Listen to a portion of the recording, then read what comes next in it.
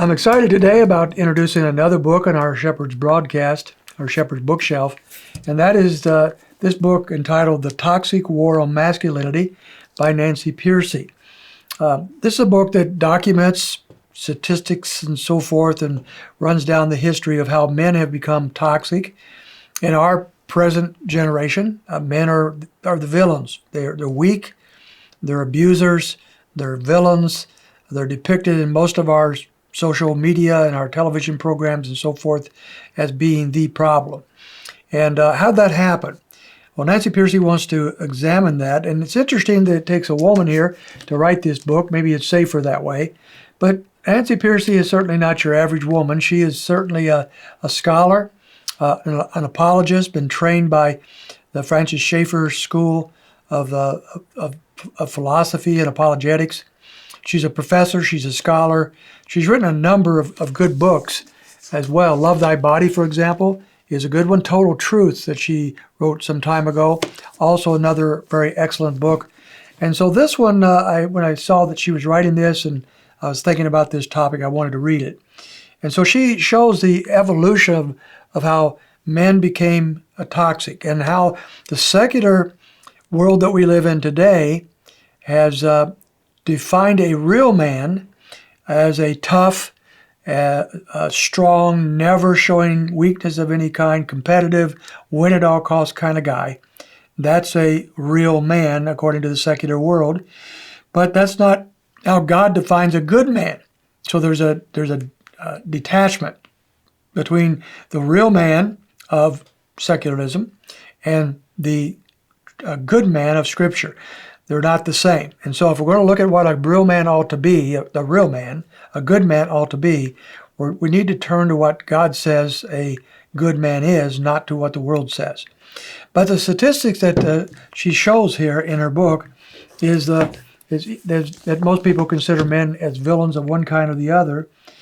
But she does show statistically that while the stats show a lot of bad things happening among men, that when you break down the statistics between secular men and unbelievers and devoted Christians, things really change. A devoted Christian man is very different than a secular real man as society defines them. They have the lowest rate of any demographic in violence, domestic violence, and divorce. They are way up on the list of loving their husbands, engaging with their children, spending time with them. They're happier, their marriages are happier, their wives are happier as well. Statistically, there's a great gulf between the real man in a secular society and the devoted Christian. But she also shows that the cultural Christian man is even worse on all those different stats than the secular man. So cultural Christianity doesn't do us any good. It doesn't change us. It doesn't transform us. It gives us an illusion of being something that we're not, but it doesn't really change lives. But in statistics, often all who claim to be Christians are lumped together, and that certainly skews the reality of these kinds of things. She also mentions that most conservative Christians would say, men would say that they are the head of their homes, and the wives are called by God to submit. But in practice, she says, the marital chain of command rarely comes into play. And that is because good men lead by example. They lead by love. They seldom have to pull rank. And I think that's true in reality. As I think of my own marriage, there are rare occasions, very rare occasions, where I've had to so-called pull rank or say, this is how we have to do it. Men should lead in a way that Christ led his church in love for their wives. And so the biblical man, the good man, lives differently, leads his family differently, and life is very much different for them than for the secular world. Now, she does a historical trace of how we came to this place we're at now, where men are considered toxic, and she goes back to the Industrial Revolution for modern times. Prior to the Industrial Revolution, most men lived in conjunction with their family. They were farmers, they had small businesses, and so forth. And as a result of that, they spent a lot of time with their children. They spent more time with their wives. It was hard work, obviously. They spent a lot of hours doing things that they didn't have the modern conveniences, but they had great influence over their children and over their families. And they led by example. That began to change with the Industrial Revolution as men came out of the farms, out of the small businesses, and went into the factories in the city, and began to lose influence over their homes and their families.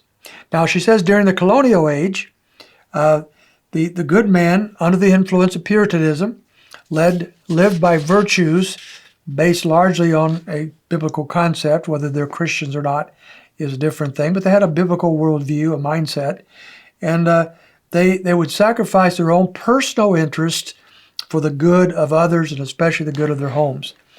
But that changed in the 19th century as men had now come out of the home and now were in the factories and so forth. The key word then, she says, becomes self.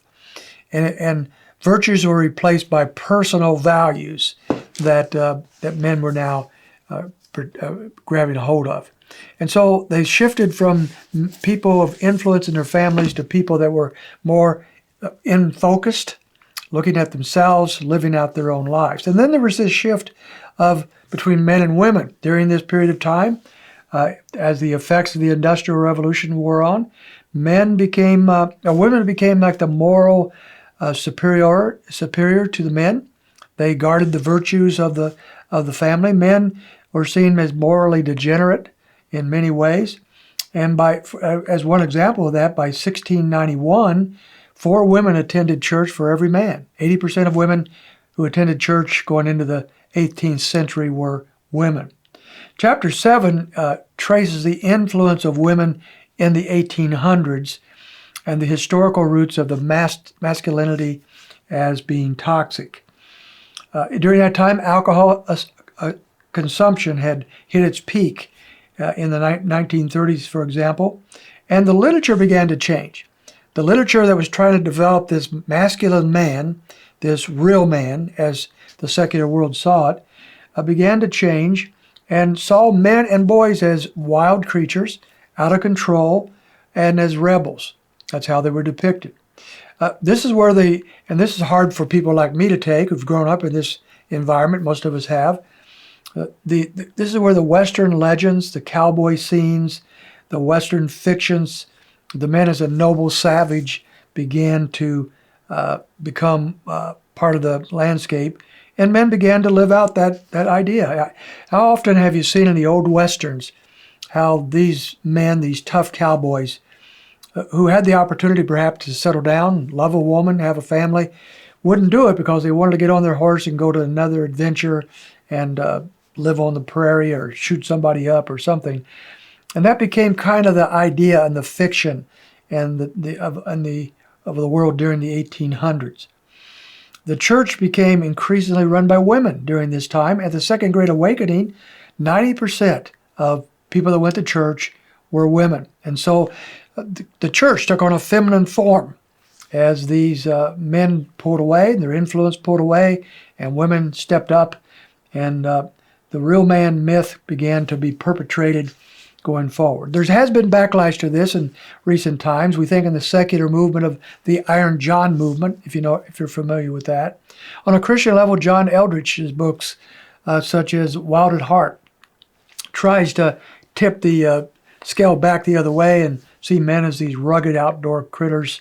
But Pearcey's having none of that. Men, real men, good men, are defined not by the secular fiction and the ideas of society, but by what the scriptures have to say. And we have Jesus himself as our best example, our perfect example. And so she wants us to turn to that. This is where the book has some flaws, I believe. She now at this point begins to give us some solutions. And here, instead of going back, even though she has really touted the importance of Scripture and what the Bible has to say about a real man, a godly man, a good man, she now kind of turns to psychology for solutions. And she looks more and more to the psychological world to come up with ideas on how to help men with their problems.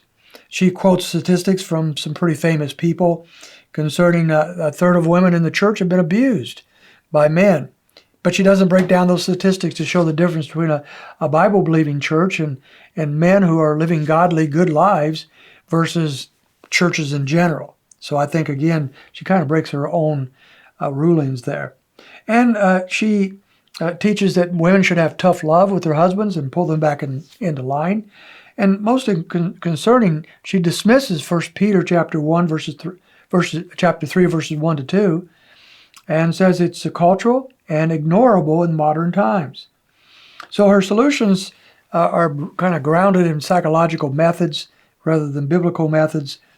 And although she believes in the sufficiency of Scripture, she says, I think she falls at this point. There is a high note here toward the end of the book, page 265, that I'd kind of leave us on. She says this: no matter how badly our earthly fathers missed the mark, we are not forever handicapped by that history. I think that's an insightful and helpful comment. We don't have to be defined by our upbringing. Our fathers may or may not have been good men, but even if they were bad men, we don't have to miss the mark and be handicapped forever by that upbringing. So she has some excellent evaluations, some very insightful thinking here, and whether you agree with everything or not, I think it's a good trace of history, a good evaluation of a lot of the statistics, and a challenge to the secular world on what a real man is versus a good and godly man. She leans too much for my blood on psychology and psychological methods rather than Scripture. Had she approached this latter part of the book by giving us good, solid biblical methodologies and philosophy, that would have been much more helpful. That doesn't mean she doesn't give any of that, but she doesn't give enough, I don't think. That would be my review of the book. I think it's worth reading, and I think you would enjoy the read.